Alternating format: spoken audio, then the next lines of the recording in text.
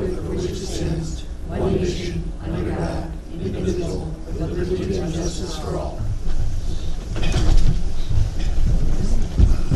Okay, the agenda. Any additions or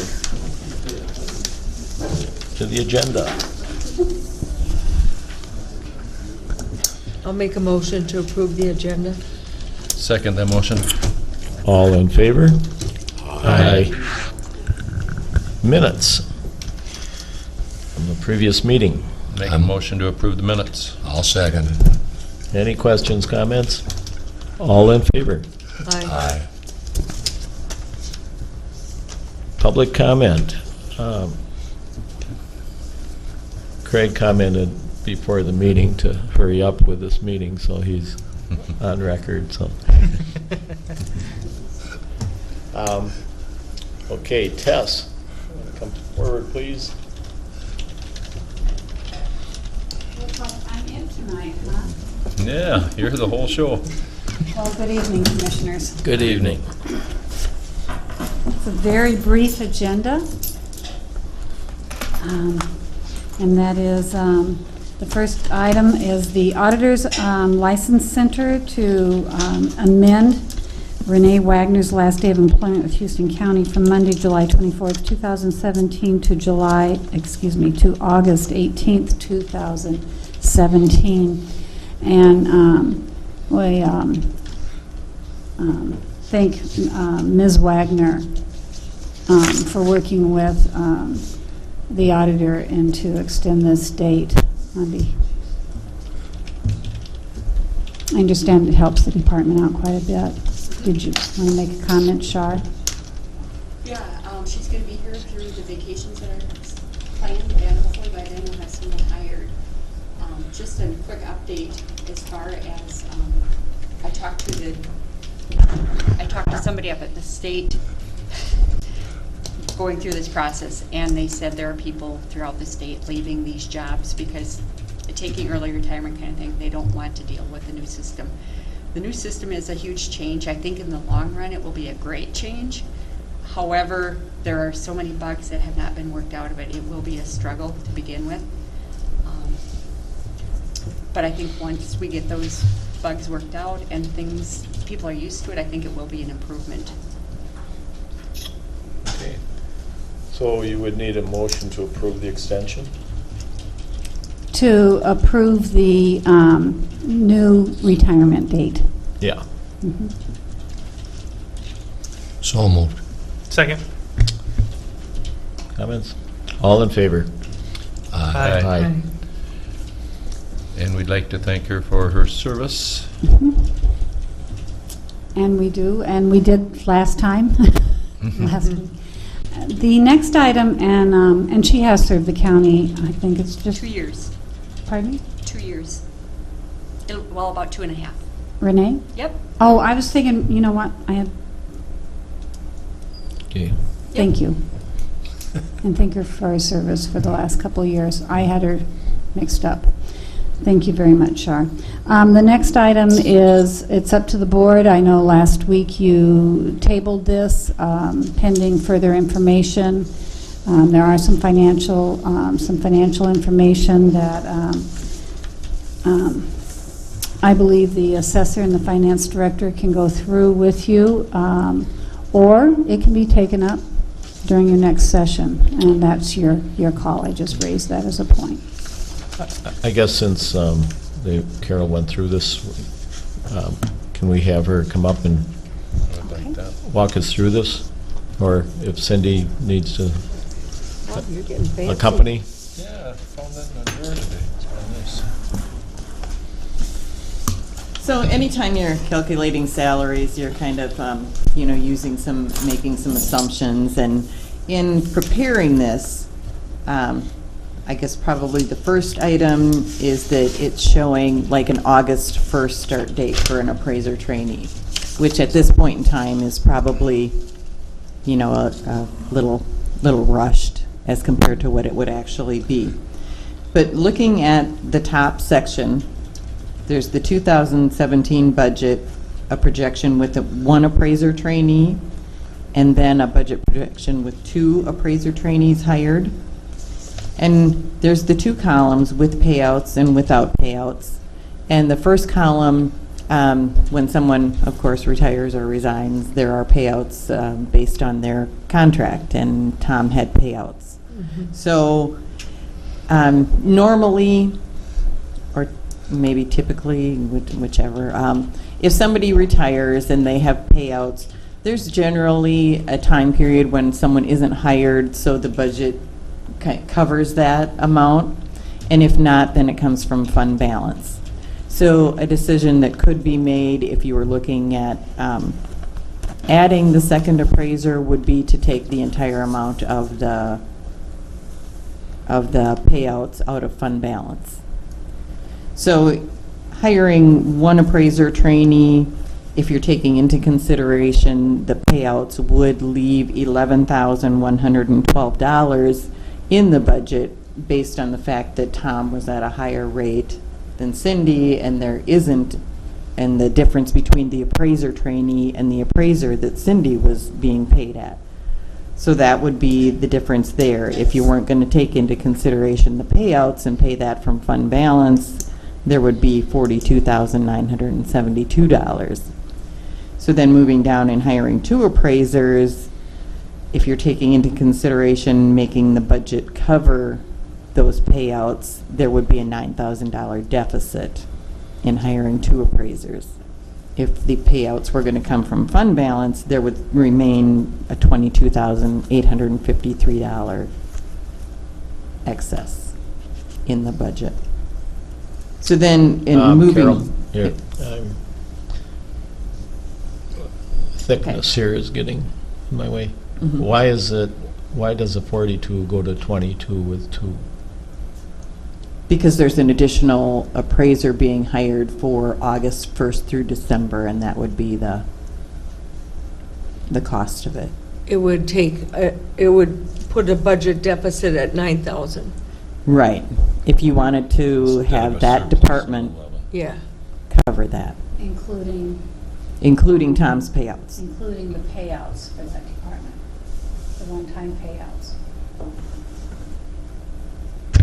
How is the fund balance right now? We're covered. You know, we have our 50% of our current year operating levy designated, and we're above that right now. But then if we were looking ahead to 2018, you know, using the budget with the 1 appraiser trainee, Cindy's salary lower than Tom's, the appraiser trainee being at a lower salary than Cindy previously at an appraiser. So the 2017 budget is $357,000, and with 1 appraiser, it would be $349,000, which would decrease their budget by $8,000. But if you added the second appraiser in 2018, there would be a $52,000 deficit. So they would have to add another 52,000 to the budget for 2018. Right, to cover the second appraiser. Going into 2019, there's going to be a retirement. So then you would have the second appraiser trainee / appraiser on board, and then there would be a reduction in the budget based on Carl's retirement. So it's all kind of, you know, circular. There isn't any one easy way to say. Well, and Yes one or of no. the complications here, I guess, is the fact that the required training. I Right. mean, if we could hire them and they could start, you know, I mean, if it was, I don't know, filling mason jars or something, you could start next week. But with the training, you have to have them on board where they aren't fully productive, but yet they won't get fully productive if they don't get the training. So What the training would do, if I could interject, the training, when you complete the classes and the 1 hour working under an appraised or a certified appraiser, that allows you to assess and determine values. Right now, at this point in our office, there is a lot of work that we can do with data and coding while they are going out with the appraisers and learning the situation and getting their classes. That's why I feel the sooner the better, because we do have a lot of work we can have them do. They won't be just, dusting off corners or something while they're getting paid. There's things to keep them busy. Carol, what will the budget amount, assuming no changes in salary, which you can't do, what would the budget for 2019 be with the retirement of the one assessor? I didn't go quite that far.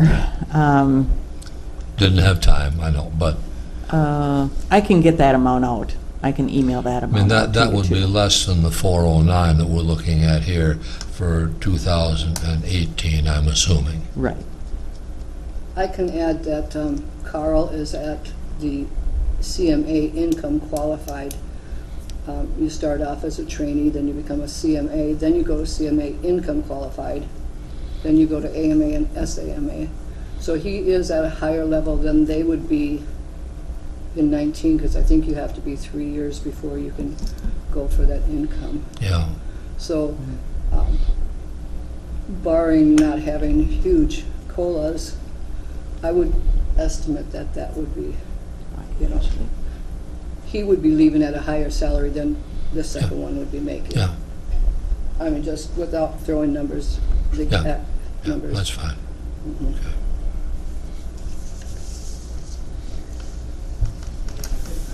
Any other questions for Carol or Cindy? So if we add a second appraiser at this time, 2 appraisers at this time, we'll be over budget by 9,000, basically. Okay. And then next year, we need to add another 52,000 to the budget. Okay. So is there any areas where we could make up that 9,000? No, Besides fund balance. besides fund balance? And in the past, I think it is 3 years. How long has it been since you've really been able to go out doing appraisal work steady? Because it's come up during budgeting that they budget so much for mileage. And in the past several years, they haven't been able to use that because they've been in-house working on Vanguard switch. the Vanguard switch, the Green Acres. Green Rural Acres. Preserve, yeah. So truly, the assessor's office has contributed to the fund balance that we have based on not using that mileage and different line items in their budget. So there is. Okay. And then there will be a point where we have a retirement, so what you have going up will then come down and down some.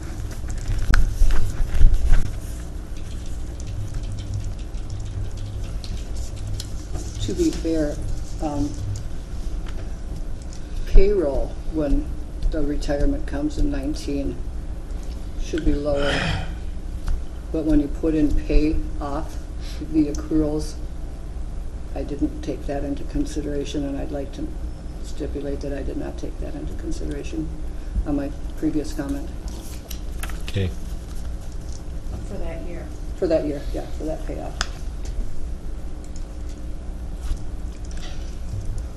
Okay.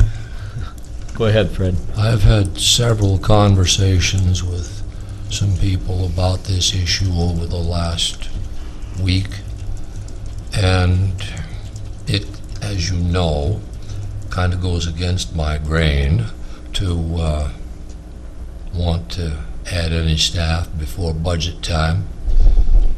But I understand the situation, I think, fairly well at this point. And so I will make the motion that we hire the 2 people at this point. Second. Discussion. No, I think Fred said it right. I agree. Same thing. The situation is a little different than normal, and getting training going, that it warrants a different view, and I would support that. I think there is a point to training two at one time also. Yeah. That I think you get benefit when you're both going to the same classes, getting the same stuff, and you can bounce it off and work together at it. I think you come out with a lot more knowledge than going singular. And I guess I would just comment that I don't think you can minimize the importance of having people, competent people in that department. I mean, that's where the revenue to operate this comes from. If you don't have people out there doing that job competently. So, any other comments? All in favor? Aye. Opposed? Carried. Thank you, very both of much. you. Oh, one other item involved with that, are we going to use the fund balance for the difference?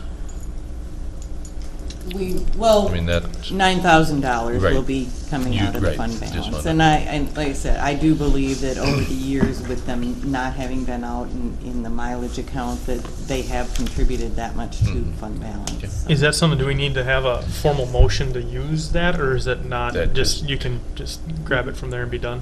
Okay. Yeah. Great, Okay, thanks again. thank you. Is that all you have, Tess? Okay, thank you. Thanks for the info, Carol. Yeah. Action items. Approve claims, human service, and license center disbursements. An opportunity to review those and I'll make a motion to approve the claims.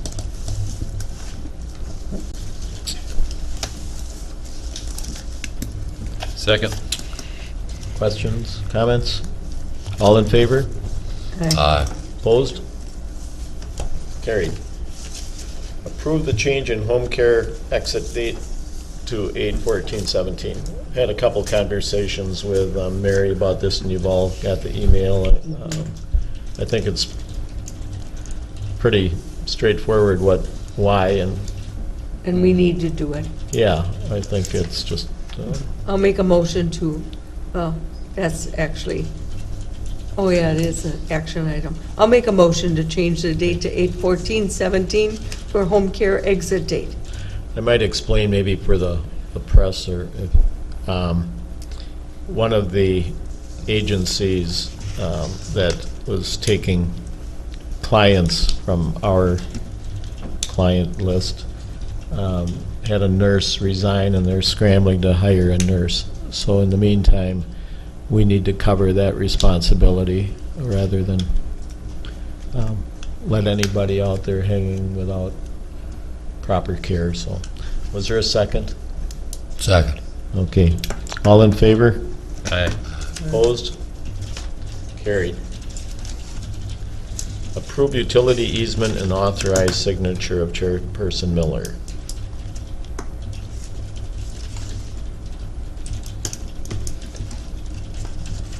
I'm not up Okay. to date on that. I sent you an email on that today.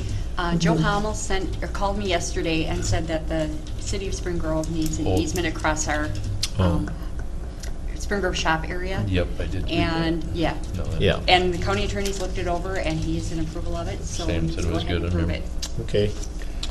I'll make a motion to approve easement. Is there a second? Second. All in favor? Aye. Carried. Okay, consent agenda. Correspondence to Mr., does he pronounce it Koch? Yeah. Regarding the tons delivered to Excel, and correspondence to Paul Prichty. What's the Paul Prichty? He was appointed to carry out the term of Bob Merrill on this. Yeah, yeah, that's, I'll make a motion to approve the consent agenda. Second. all in favor? Aye. Approved. Discussion items. Commissioner reports and comments. Fred?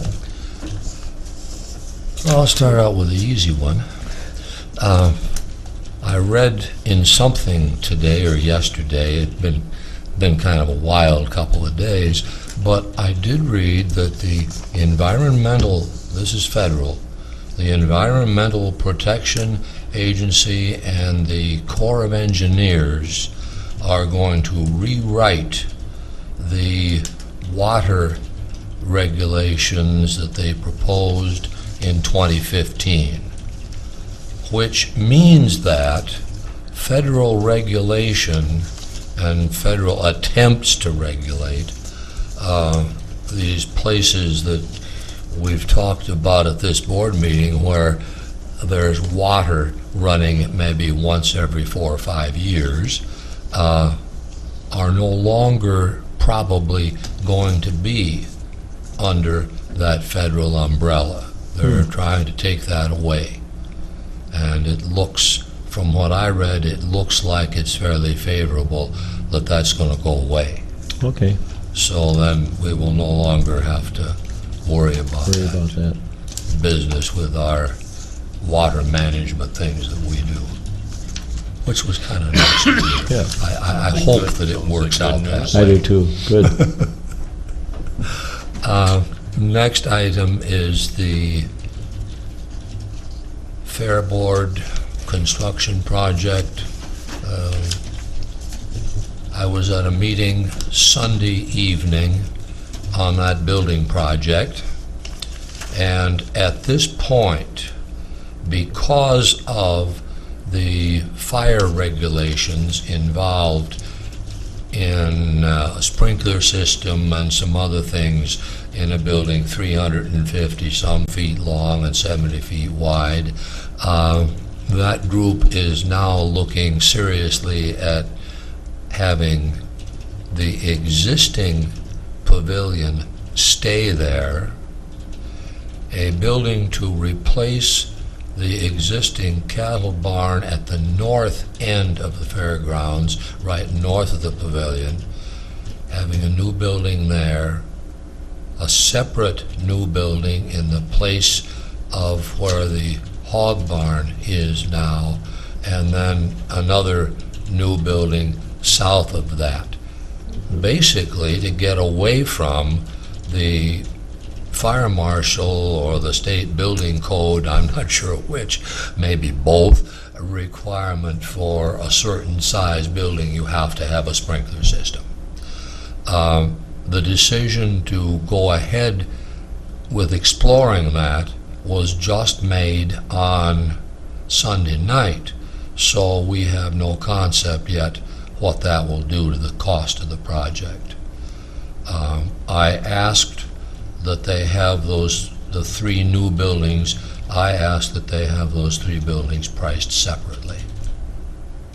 There was a little resistance to that, but I think that's the way it's going to wind up being, so that people will get a chance to take a good look at it. Okay. Okay? Where does that leave us with the lease? Are we just kind of staying on hold with that?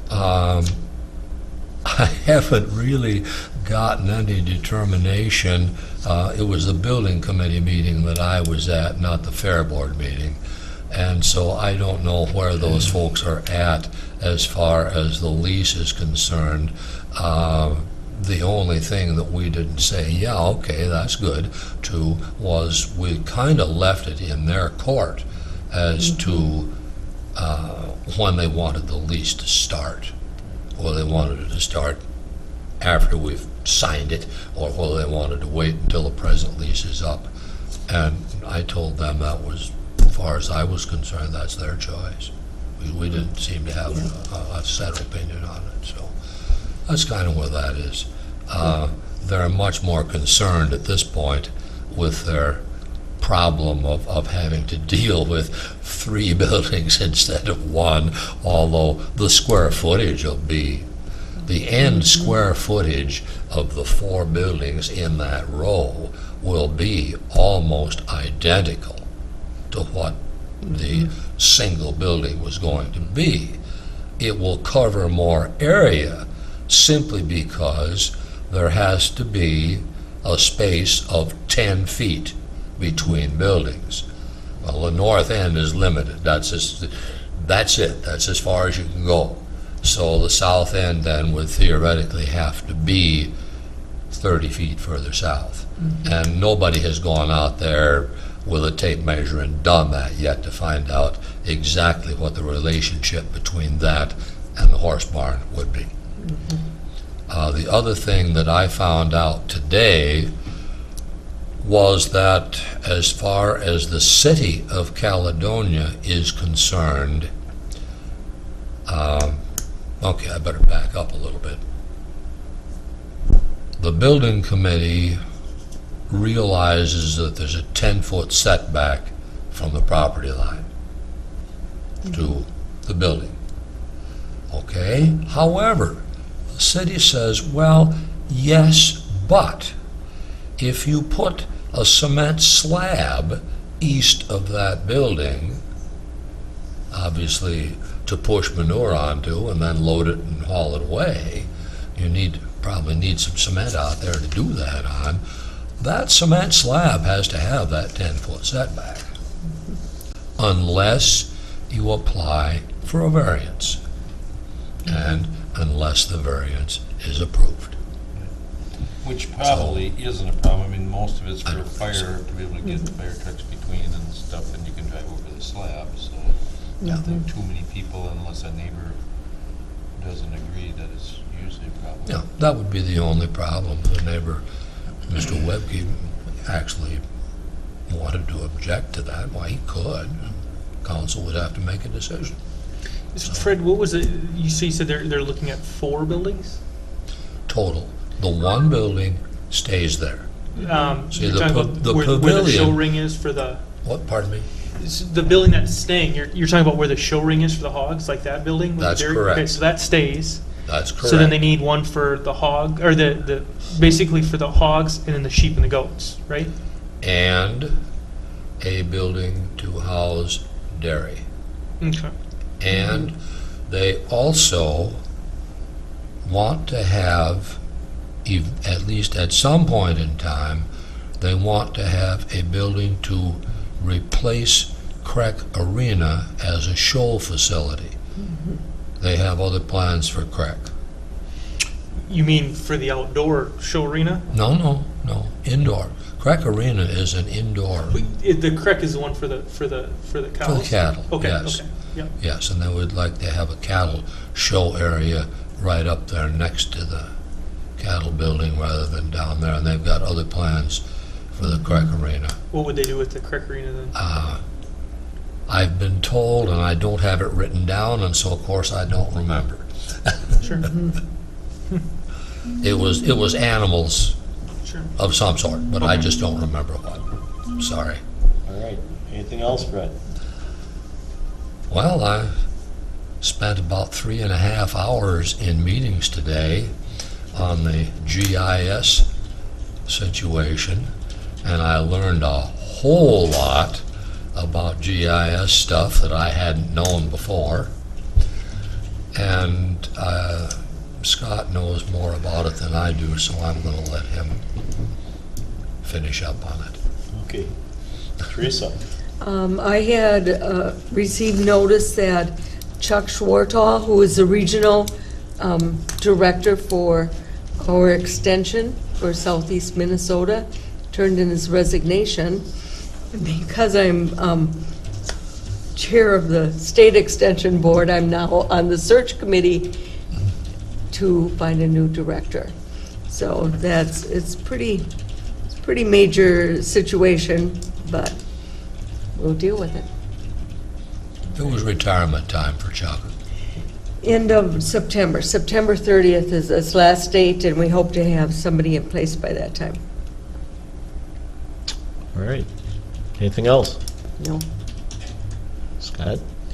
I guess GIS too, we kind of had a land use meeting today after they had their meeting with the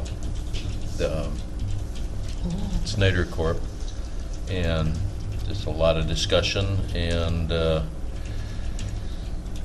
looking at kind of 3 different options, whether we could go with hiring a full-time GIS, or if we go with just Snyder Corp, or if you went part-time and Snyder Corp. And we decided, well, the first priority would be to see what kind of applicants do we have for a full-time. And after that, then I discussed it with Tess, and we didn't get too far because of timeline, but that's next on the agenda that we thought was, let's find out what our applicants are like, and if we feel there's applicants coming in that can do the full-time job right off, or are we starting with somebody that's brand new, out of school, needs a lot of training, and there's just a lot to it. It's such a growing. Well, I'm anxious to hear that presentation, because I talked with about 3 different people today and got a little different take from 3 different people. So, And after I'm talking sure you did. with pretty much all the departments, and then talking to Tess and talking to other people, I would like to go back and have one more meeting next week with everybody, and have Tess, if she's available, and any other commissioners that would like to see if we can get everybody on the same page of how to approach this. The- Go ahead, Fred. Okay. The basic problem is, how do you define what is really required that a GIS person does? What is specific to that job? And then what is there that a GIS person would wind up doing that maybe isn't requiring as much expertise as they have based on their training? Do we have enough work that requires that kind of expertise, which is expensive expertise? Do we have enough work that requires that level of compensation to justify a full-time position? And in that business, it's pretty hard to define exactly what that is. And as Tessa So said, it's a we need moving to- target. We need to have a plan for our GIS, and I think without sitting down with all parties involved, we just keep going in a circle. That you hear one way, and then you hear something else, and how much is needed and how much is just stuff that a GIS wouldn't have to do, but our previous was. And I don't know. I'm Yeah. not GIS. I don't know. well, we'll get educated and ask a lot of questions, I guess.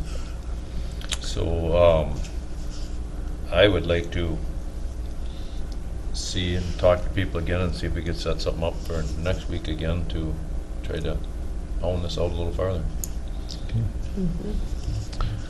All right. Anything else, Nope. Justin? Nope. Well, other than talking with a lot of people, I don't have a whole lot to say, other than I had a meeting last night. I attended a meeting of the Harbor Commission in La Crosse. Still a lot of concern about the speeding bass boats through the West Channel, and the danger that people feel exists and the damage that some of them have had. So I met with Travis Lapham today, and he's going to begin the process of getting what we can do as a county with an ordinance. But that has to go then to the state, and then they have to send it back down. So it's not going to happen in a week or a month, or might not even happen this season yet, but we're going to work on it. I left a message with the La Crosse mayor to get together, because the no wake on the main channel is a city of La Crosse issue. And if the feeling of the commission and the people that attended the meeting was almost unanimous that if they opened the main channel back up and took the no wake, it would alleviate the majority of the problem on the west channel.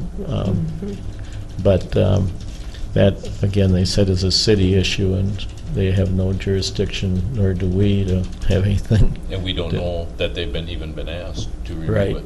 right, so that's all I've got, so.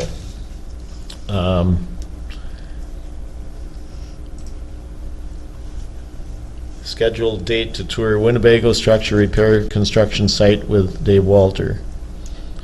Does he have a date? I think in- we got an email from Shar saying he was wondering if next Tuesday would work for all of us. I cannot. I cannot Not- either. Meeting, I cannot. Okay. I have to be gone by noon. I do too, I'm going out of town, so Do some of you want to go that day, or just go with a totally different date? His concern was the project will not take that long, so if you don't do it soon, you won't see anything You're talking afternoon? after the board meeting. Right after the board. meeting, Yep, which could be afternoon. it could be. I would be available. would I you know. be available, Fred, Yeah, I can be there. Justin? I'd be comfortable with Yeah. the three of you going. Okay. I mean, Yeah. It'd be nice to okay. get it Yeah, I will tell him that. okay, Try to good, schedule it again for weeks down the road. all right. Closing public comment, Put it on the anyone? calendar. Andy? Okay. Well, with that, I would entertain a motion to adjourn. I move adjournment. Is there a second? Second. I hope so. All in favor? Aye. Meeting adjourned. Thank you.